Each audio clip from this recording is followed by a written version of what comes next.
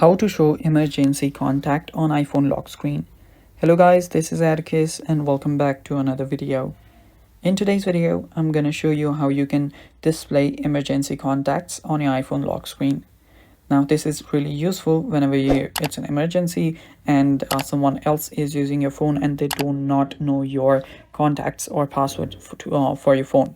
So in that case, you can simply display your contact on your lock screen. To do that, first you'll need to head over to the Health app on your iPhone. After you're there, tap on the top right corner on your profile icon. After you're there, you should find an option that says Medical ID.